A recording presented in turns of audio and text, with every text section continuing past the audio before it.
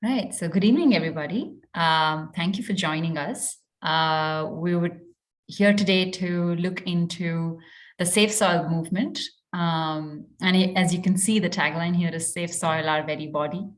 The movement is also for that another tagline for the movement is also Safe Soil for Everyone Who Eats. So I guess this initiative in a way is relevant and imminent for all of us. And we're really grateful for this opportunity to talk to you about this and see some potential collaboration. So before we start off, I just wanted you guys to take a moment to think about what is not soil that we come across from our day-to-day lives, right? The books we read, they come from soil. The music we listen to comes from soil. Our favorite clothing comes from soil. So in a way, everything that we interact with that benefit us, that's supporting our livelihood and survival and well-being, in a way can be tracked down to soil itself. Now, a couple of years ago, if you dug up and looked at the earth, the imagery would look something like that's on the left, right? Rich, dark brownish, blackish in some regions. And recently, that imagery has become something similar to what's on the right here. And this difference in soil and sand, what do you think might be causing this difference? Anybody? Just feel free to unmute. And why has this happened in the past? Abuse, overusage. Mm-hmm. Is what I can think about, like not allowing the ground or the soil to rest. Absolutely. So that's what I think of. Absolutely. So what has happened in a way is that because our topsoil is exposed and has very little organisms, plant litter, animal droppings, basically the organic content of the soil is depleting at an alarming rate.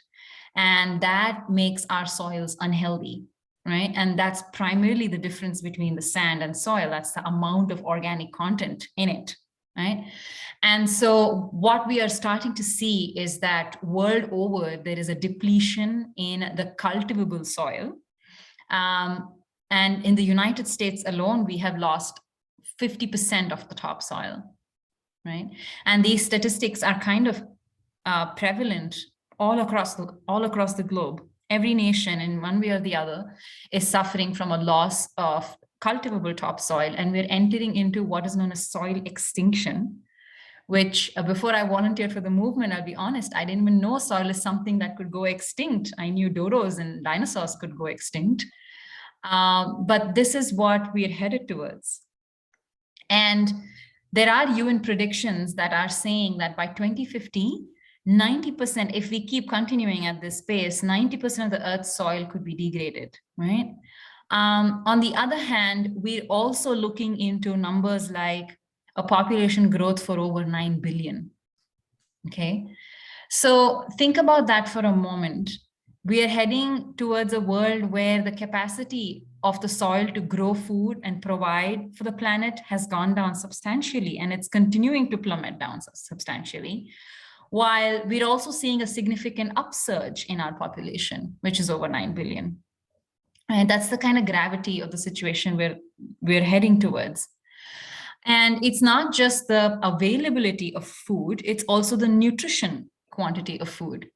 Scientific American has said that our grandparents got as much vitamin A from one orange as we have to get from 8 today, right? And it's not practically possible to have 8 oranges. This is true in other food components as well. Like salads are turning out to be 90% less nutritious than what they were 100 years ago.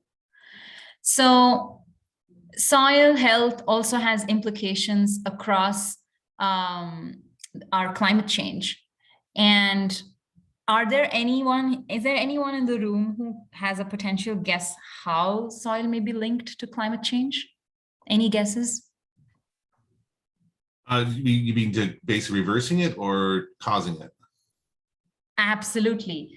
So believe it or not, soil has been our greatest carbon sink. And we'll just watch a little clipping. Now, this is from the Kiss the Ground documentary on what the importance of soil is and how critical of a role it plays for climate change.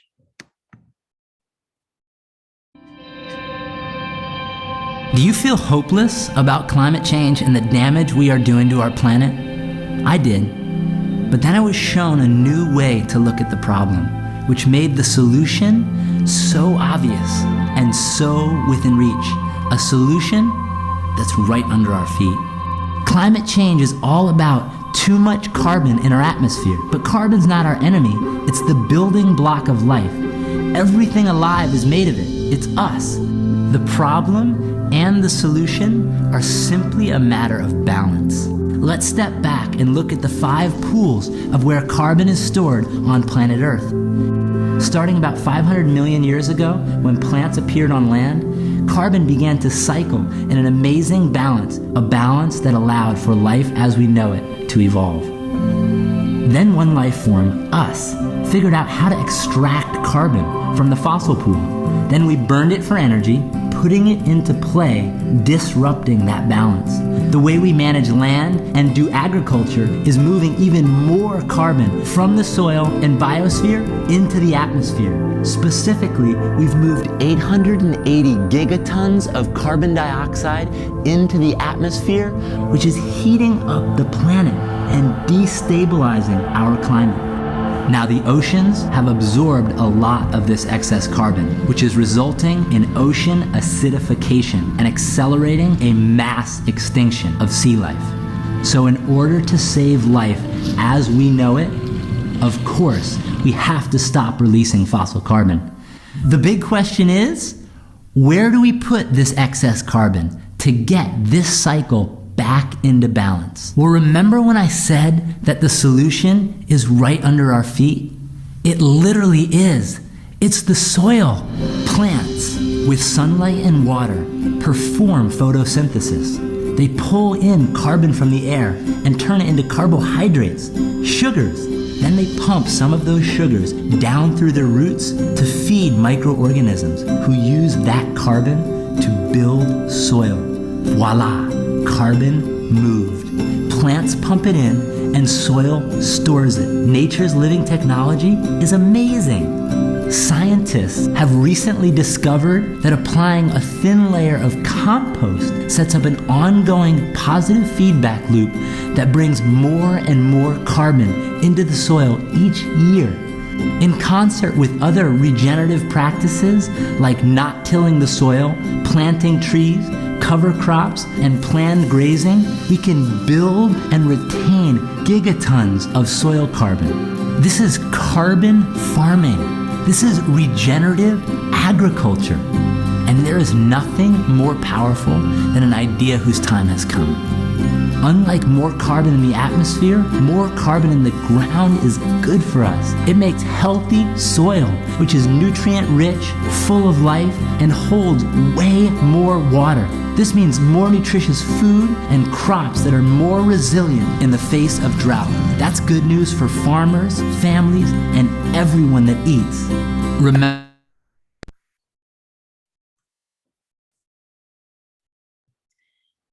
So essentially what we are seeing here is that soil health can impact our own health as human beings, health of other species, and the health of the planet overall. And in order to address to this, Conscious Planet, which is a global movement, and a Safe Soil is an initiative that's coming off of that movement, is an attempt to address the soil health crises, not in a way that it's a doomsday prediction, but in a way that we're at the cusp of time where if we do something about the soil health today, we can significantly improve the outcomes for the next 30 to 40 years. So Safe Soil seeks to inspire 3.5 billion people and to encourage their governments to adopt policies to revitalize soil health. Why 3.5 billion? This is 60% of the world's electorate. The way, and we will see this in detail too, but the way our governments function and policies are made, we need what is known as a people's mandate. And that requires at least 60% of the electoral body to stand up in support of an issue that concerns them. And that's where this 3.5 billion as a number has come up. And in order to make this the biggest ecological movement possible, we have an ongoing journey for 30,000 kilometers through 23 countries that that Sadhguru, who's a visionary and humanitarian, is taking up as a lone motorcyclist across 27 countries, I think. By now, this number has changed. And the hope is to touch 193 countries through the support of UN bodies, various global events organized throughout this journey. And the idea is to touch 3.5 billion people and somehow see to it that the soil, their concern for soil is raised in these next 100 days, 90 days to be precise. So there's a small video about what the movement is, how it came about, and what the principles are.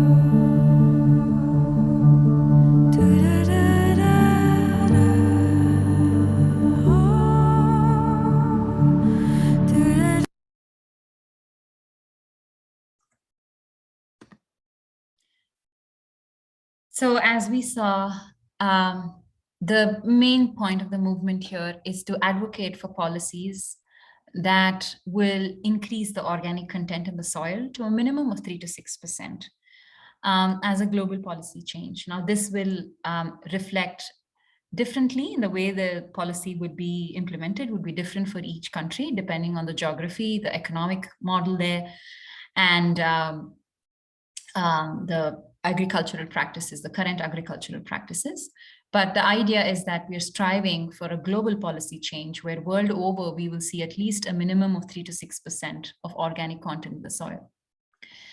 And as you can see, I'm not sure how many of you have already looked into the Safe Soil website, but we have supporters, globally influential supporters from almost every walk of life, be it Jane Goodall, Will.i.am, Maluma, Tom Brady, His Holiness, the Dalai Lama. And the list is continuing to invite people from various different walks of life, and it's getting a lot of global traction. We also have support from UN organizations, the UNEP, UNCCD, FAO, the World Food Program are all backing the movement and guiding us along the way. The movement also, and Sadhguru's Sadhguru has had some interaction with global media, with Trevor Noah. There was article coverage on The Guardian, and also he's been on various different platforms, including Joe Rogan's podcast series. And now you might be thinking, why policy change? Will this even happen? Like, what can we do about it? So do you all remember in the 1970s, we had a similar issue with the chlorofluorocarbons? It was depleting the ozone layer and degrading it at a very alarming rate. Responsible scientists had warned us about this, and all of the nations came together and signed what we today know as the Montreal Protocol, which in some way has helped mankind not having those brutal skin cancers and exposures to CFCs. That was a policy change too for climate health. So while we have recognized a lot of sustainable practices, these are good. They have to be continue to happen. But one thing we need to look at is the scale of the issue. In order to tackle something of this imminence and this scale, we need we need a solution to be inbuilt in an irreversible manner into the political agenda, into the government's plan, such that a future generation does not come and reverse whatever effort had been put into in one generation. That is why the need for a policy. Now, Sadhguru will kind of guide us through what the next steps in the movements are and why the people's mandate. So let's just watch a short video.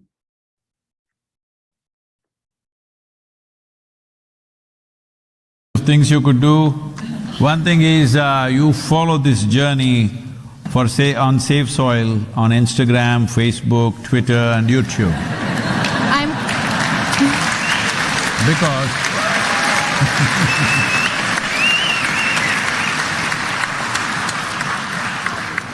so this is because all these numbers, how many people say Save Soil in the next 91 days is going to be aggregated. I am addressing COP15 in Ivory Coast on 9th and 10th of May. 170 nations, their representatives will be there. And UNCCD is the host for the COP. And I'm addressing the whole group. By then, if you have over 3 billion people for me on these various platforms, it's a done thing.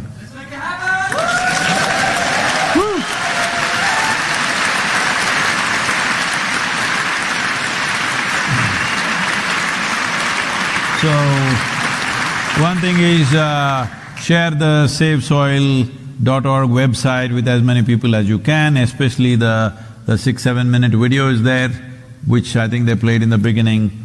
You can share that with as many people as possible. Don't limit this to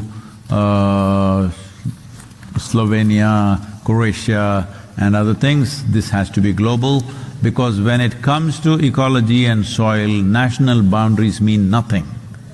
Only we human beings have this problem, that we cut up the planet into different pieces and say, this is mine and that is yours, and every day we are fighting about it non-stop. If we have no piece of land to fight about, we will fight about our skin color, or we'll fight about some nonsense that we believe in. Race, religion, nationality has taken enough lives.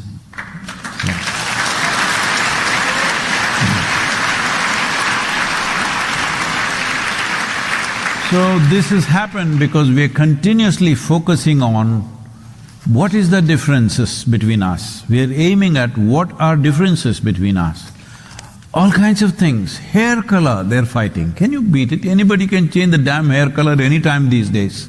But on that, some people are fighting. There are groups of people in America fighting constantly on the social media. My hair color versus yours. You can go to a salon and change the damn hair color tomorrow morning. But about that, they're fighting. So I'm saying we are always looking at what is different about us.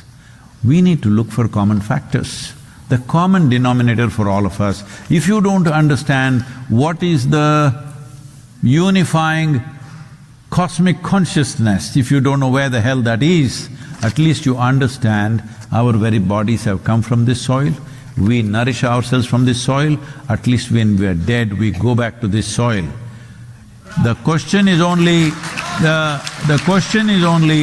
whether you get it now or you will get it when you're buried. That's the only question. You'll anyway get it one day.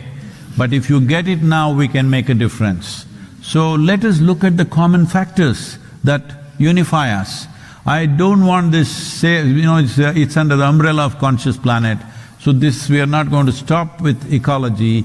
Once the necessary policy changes are achieved, which I'm confident in the next 18 to 24 months in most nations it will happen. It's just that we want to give confidence for the governments that the people are with you, otherwise they will hesitate and drag their feet about it. Why I'm saying this is, even in COP26, they did not address soil at all. Simply because they are afraid whether people will come with them or not. So you have to show that people are with you. If you do this, we are with you. If you give that confidence, democratically elected nations will move forward. I want you to understand, I know everybody has commentary about political leaders in the world, but I want you to understand this. If you had a profession where you are in the top job and tomorrow morning if you lose your election today, tomorrow morning you are nothing. If you had a job like that, you would also do a few crazy things. Yes or no? So let's understand the problem that is there. Without people's mandate, they will not move. So this is what needs to happen. 3 to 4 billion people have to speak. They don't have to support me. Your youth friends who are pulling weights, they don't have to support me. They just have to say something about soil for these 90 days. If you do this, getting the policy done is very much possible. We have made these policy documents for each nation separately.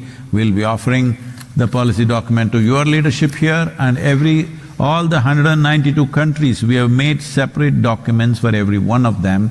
It will be offered to every nation. More than anything, we will push it through the UN and it will go through. It is just that if it has pace is important, at what speed it happens in given country. That speed can be achieved only if people speak. Otherwise, governments will make the policy and still hesitate to invest money on that. People should give the confidence, if you invest money for the well-being of the future generations, we are with you. You need to say that. See, right now, if you have a child, how many of you have children of your own? If you spend on your child, something that you could buy doesn't happen, isn't it so? This is the economy of the family. Hello? To put the child in a good school, you will forego something. Instead of buying a fancy car, you put the child in a university. Have you not done this, every one of you? Hello? One way or the other?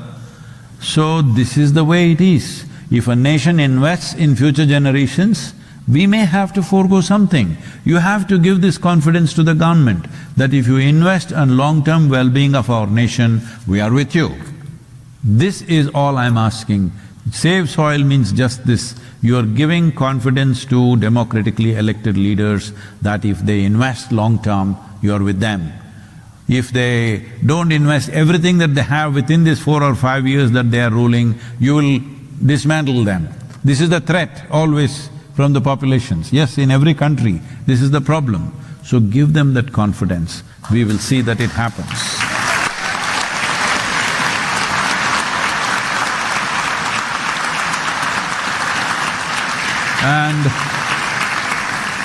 And also the Save Soil song, la la lay lay lay lay lay.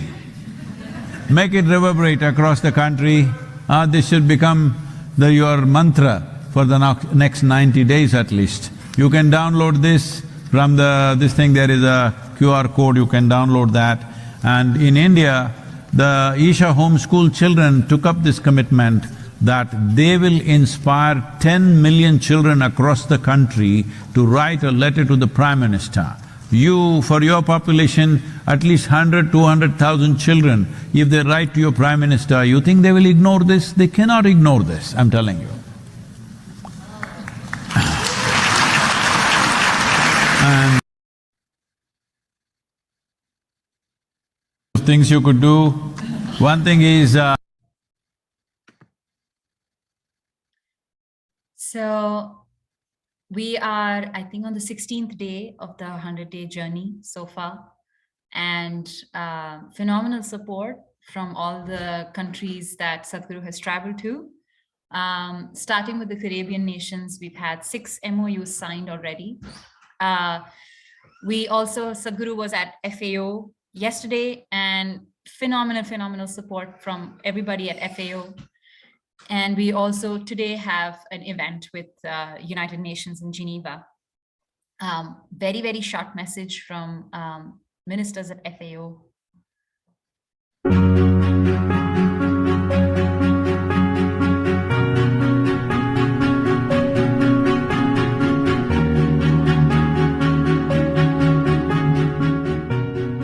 We are very proud and happy to welcome you here in FAO.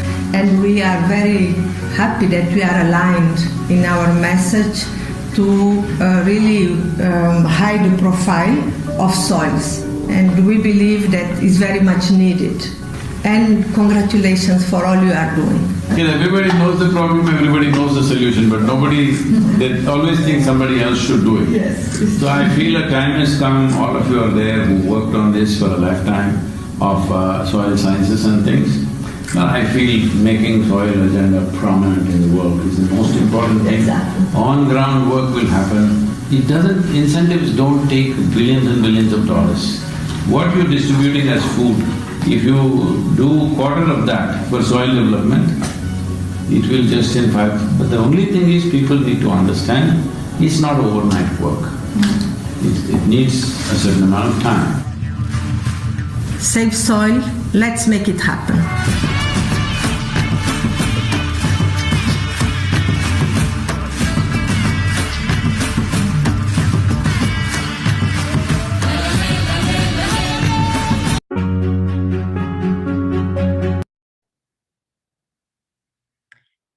And if you go to this link, events.savesoil.cc, you'll see all the upcoming events. Also on the savesoil.org website, every day there's a live telecast of all these events. Anyone can pretty much tune in. And what we need from the main support we need is the social media amplification bit, like Sadhguru was saying. If all of you can follow the journey, bring the message to everyone you can, anyone you can. It's a movement that concerns all of us, regardless of what their expertise is. And collectively, if we can all stand up and say that soil health is important to us, we will see how these policies, recommendations, along with the people's mandate, can become a reality in the next 1.5 to 2 years.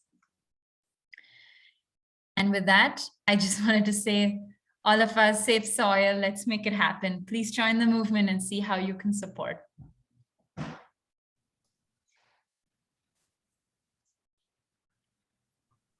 Wow, what a presentation. I mean, I was aware this was an issue. I was not aware how bad it was. I was sort of aware of the solution, but not kind of how easy it is. I mean, the question I had that came to mind is that thankfully in our county, we've started to do mandatory composting. And so what are we talking about as far as like, just, I mean, maybe to put in perspective, you know, say our soils, which look like they're depleted, but not horribly so. How much compost are we talking about that is it something that it's easily done just if we all compost it, literally we can create enough compost in the next couple of years or next couple of months? What do you think? So these questions have come up a lot, Rob, across the globe, not just from a single state or a single province. It's amazing that we're all looking at sustainable forms of living, be it composting, be it using renewable energy. These solutions are wonderful and we must continue to do them. But for the movement itself, like if you think about it, in terms of coming up with a global policy change to fix the problem at the root cause, that is bring back the organic matter. How the implementation will happen, like I said, will differ from country to country, depending on the state of the soil in that country, economic models in the country, farming models in the country, how much import and exports are happening, policies. So for instance, I'll just give you an example.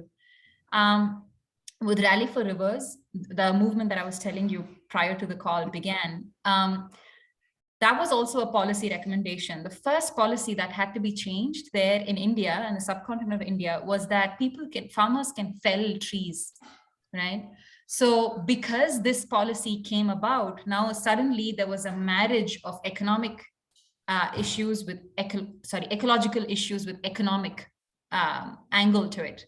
And that way it became a sustainable thing. Now, farmers are able to see 300 to 800% of increase in their income and livelihoods only because of this one change in policy that says you can fell your own trees.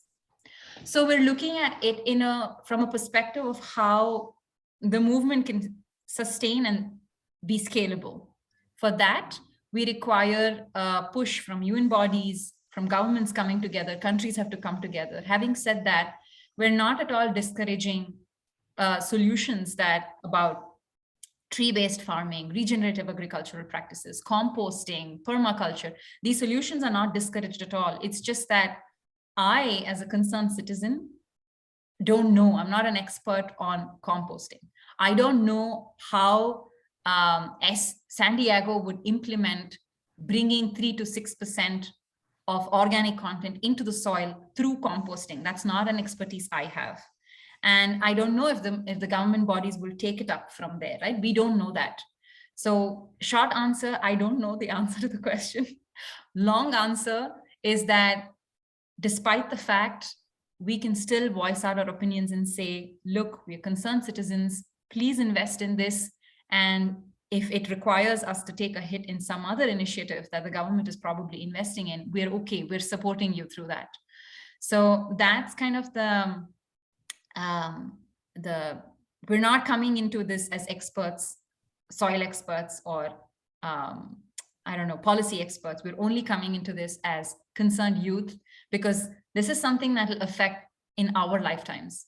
I'll probably be in my mid-40s, Niyati will probably be in our mid-40s when these things actually come into happening, right? So we're standing up and saying, this is our soil, please do something about it. You're our leadership. Please make it into your agenda and drive it forward. So sorry, that was kind of a... No, it's okay. No, I understand. Yeah, I don't know the exact numbers. We don't know. Right. And I think that's something that the governments will educate us on. So if they take up the policy recommendation, they'll sit back and they'll see, okay, how can San Diego make this happen? And then based on the avenues that's possible, they'll probably come up with regulations from there on. Thank you.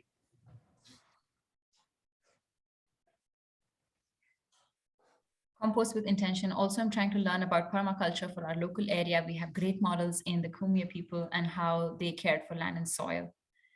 Care, not care. Okay, yeah, that's wonderful. It's really nice to see. So this is all just goes to show that We are well along the way to make a conscious planet happen.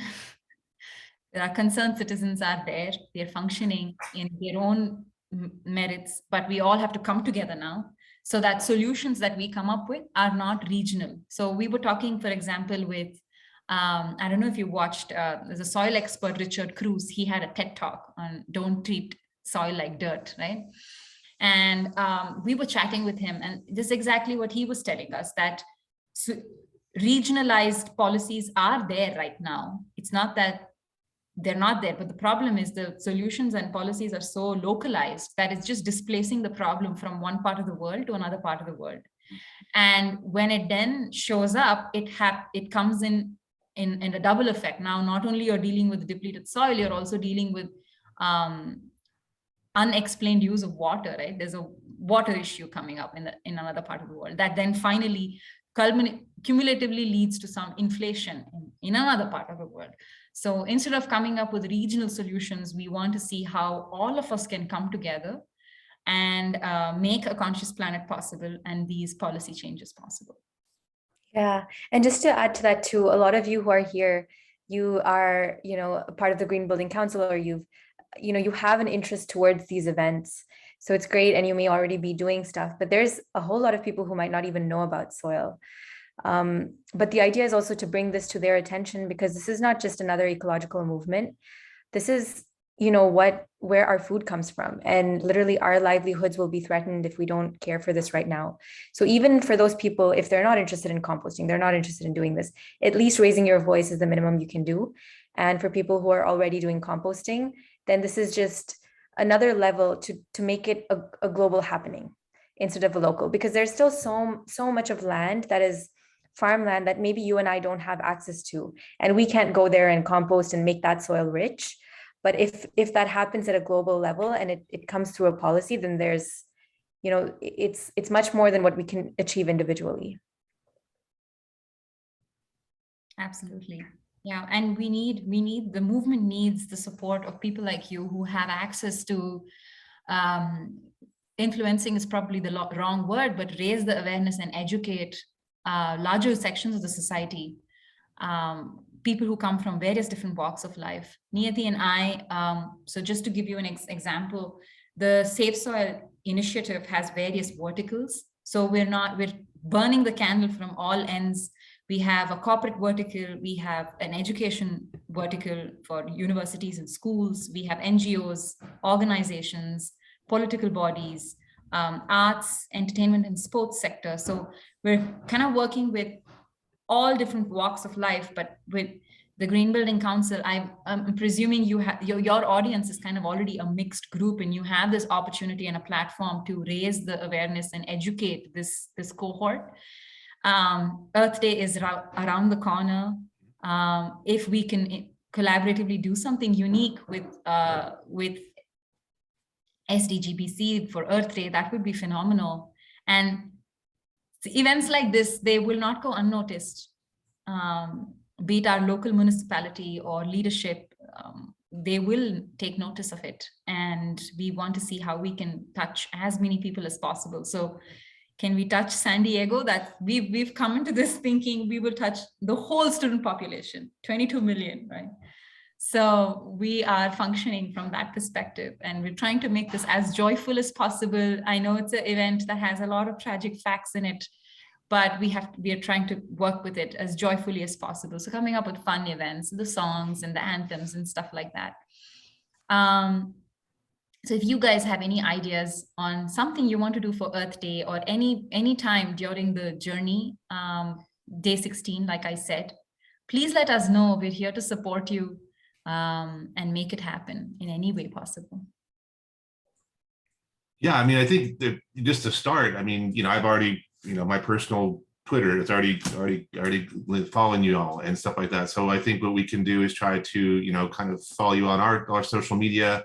And, I mean, we do, our angle on Earth Day as well. And I think, somehow incorporating that, we could try to do that. So Colleen and I can kind of, put our heads together and just try to find kind of a way that we can, help, spread the message. I mean, I think amplification at the very least of it and so forth. So, Yeah. And that's right, Sister Maria, as well. I'm seeing in the comments, we are seeing that we have to organize globally and act locally. Both are necessary. And there's a lot more supporters who we haven't put on the slide, but I think Deepthi shared the link to the website, so you can go on there. And as she said, people from various walks of life. So any connections you have, really, they shouldn't have a problem relating to the movement or relating to the supporters of the movement, because we have people from corporations, CEOs, a lot of soil scientists, Jane Goodall herself, and various people and nations coming together. So it's something that I think everybody can relate to. And if you guys are inspired enough, you can take it forward and inspire other people to raise their voice, because that's the biggest thing we have in a democracy, to make a change. Yeah. And it's a very powerful presentation you made. I mean, it's, there's, hearing it from his mouth and other people, and just kind of, I mean, again, I knew of it, but I didn't really know how, how bad it was. And I took biology in college, and, there was some of that, mostly molecular, but it is amazing how much, and I just fear, like the Amazon, I know that's obviously happening. They're deforesting, and their topsoil is just eroding away. How do you, deal with that? And then it's a fact that it's a massive carbon sink. I didn't realize it was that much of a massive carbon sink. So that's really cool as well. Mm-hmm. Yeah. There's also a little bit of the content that we showed, Robert, is also put up on the Safe Soil website. So if you go to consciousplanet.org/toolkit, I put the link on the chat here. Mm-hmm.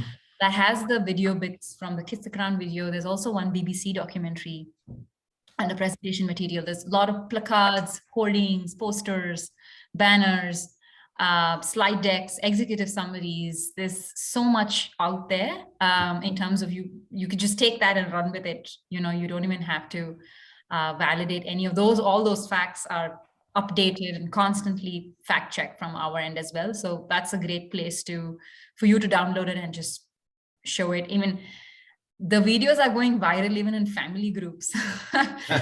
Believe it or not, children are enjoying the content as well. They're learning a lot as well. And yeah, if you can inspire your own children to write letters to the ministers and presidents, Canada, US, let us know. We'll link you up with the school outreach vertical, and we'll see how to get those submissions. Children are not just writing letters, like all sorts of things. Poems are coming in, songs are coming in, paintings and drawings are coming in. It's really, really inspiring to see. There was one parent, I don't remember which country they're from. There's a little infant. The first time they took the infant to the park and the infant was touching the grass for the first time, they just put a Safe Soil nappy. That was also it was really cute.